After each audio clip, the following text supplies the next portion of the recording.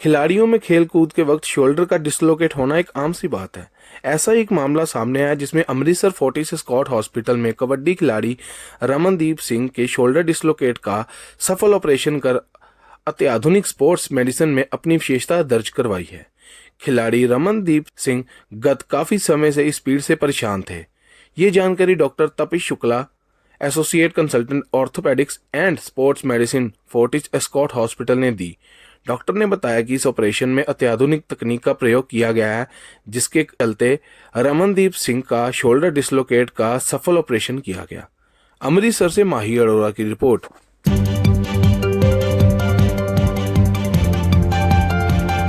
वहां पर as an arthroscopy and sports and ligament expert, so any ligament in the body जो भी injury होती है, या तो स्पोर्ट्स प्लेयर को या तो नॉर्मल पर्सन को, that is my area of interest. होता है कि कोई भी स्पोर्ट्स प्लेयर को कभी भी इंजरी होती है, हमारे रीजन में Punjab, Haryana, most of the north India, काफी सारे स्पोर्ट्स प्लेयर का घर उनके गेम से चलता है।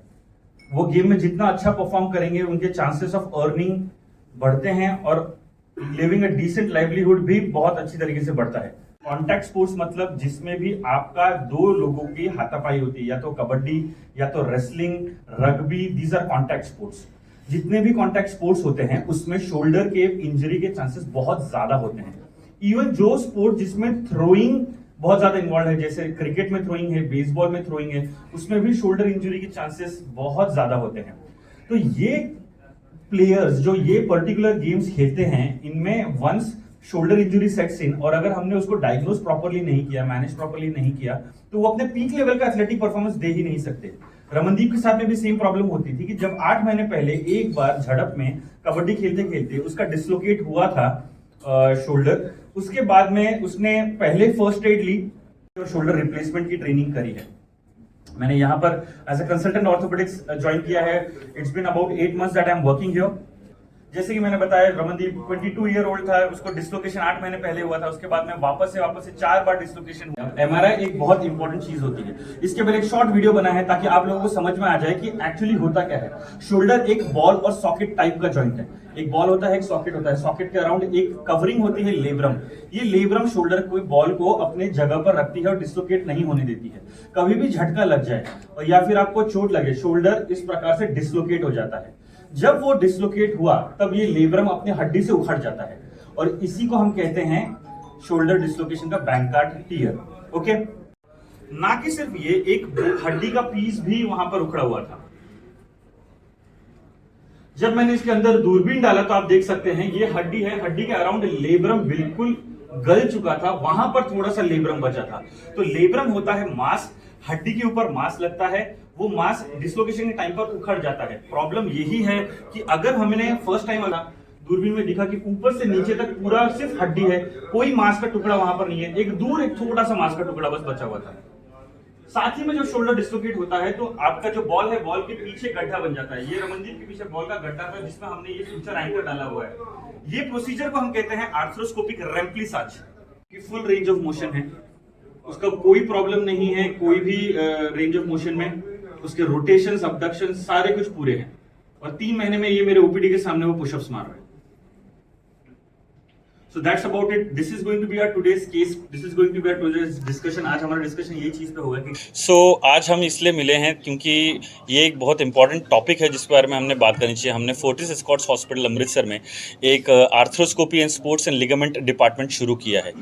अब हम कोई भी स्पोर्ट्स प्लेयर को देखते हैं, हमारे रीजन में मेजॉरिटी जो एथलीट्स है इंडिया को, वो पंजाब और हरियाणा, ये 2 स्टेट्स ने दिए हैं। हमारे यहाँ पर स्पोर्ट्स एक बहुत ही रिच तरीके से सेलिब्रेट किया जाता है। नाउ जो मेजॉरिटी एथलीट्स हमारे यहाँ से निकलते हैं वो होते हैं kabaddi players, wrestlers, cricketers, hockey players. अब ड्यूरिंग इनके ट्रेनिंग, ड्यूरिंग इनके गेम, इनको काफ़ी सारी ऐसी इंजरीज हो जाती है जो इंजरीज इनका अपने पीक परफॉर्मेंस तक पहुंचने के लिए रोकती है, इन्हें अपने पीक परफॉर्मेंस करने नहीं देती है। This plays a very psychological importance role also, because अगर हम देखें, अगर उनको अपने पीक परफॉर्मेंस नहीं दे पा रहे हैं तो उन्हें साइकोलॉजिकली लगता है कि मैं नहीं खेल पाऊंगा, उन्हें मजबूरी हो जाती है खेल छोड़ने की। हमें बस ये मैसेज उन तक पहुंचाना है कि ये डिपार्टमेंट के थ्रू हम उनके करियर को लिमिट नहीं होने देंगे किसी भी एक छोटी इंजरी की तरह।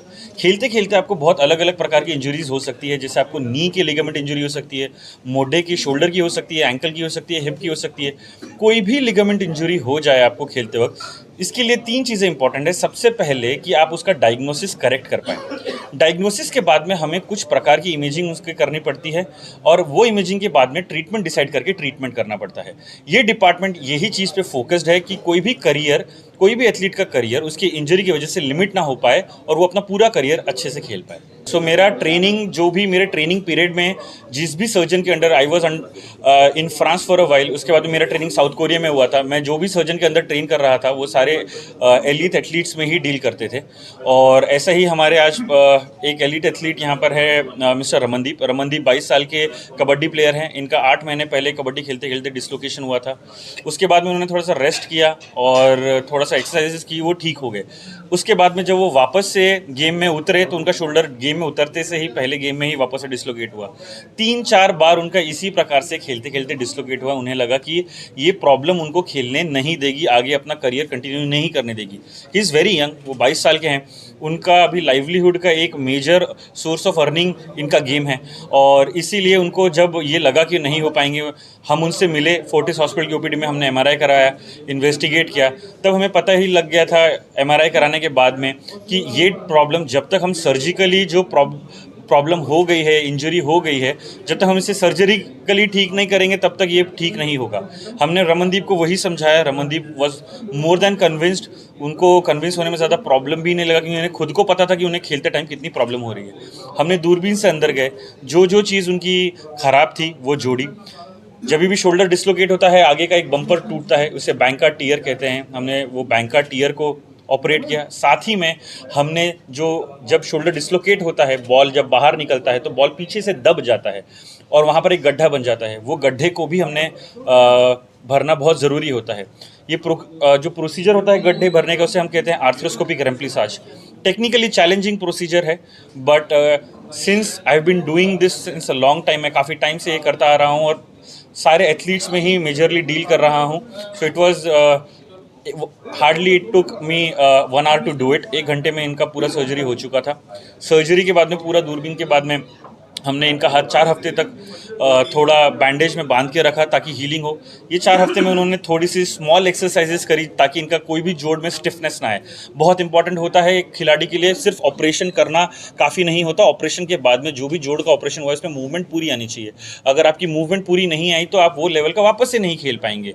आपका मोढ़ा तो नहीं निकलेगा लेकिन आपको सप्पलनेस नहीं मिलेगी, एजिलिटी नहीं मिलेगी। So it is very important कि आप हमारे एथलीट्स को स्मॉल एक्सरसाइजेज शुरुआत में करके दूरबीन की सर्जरी के द्वारा उनके जोड़ में सप्पलनेस बनी रहे, नरमता बनी रहे।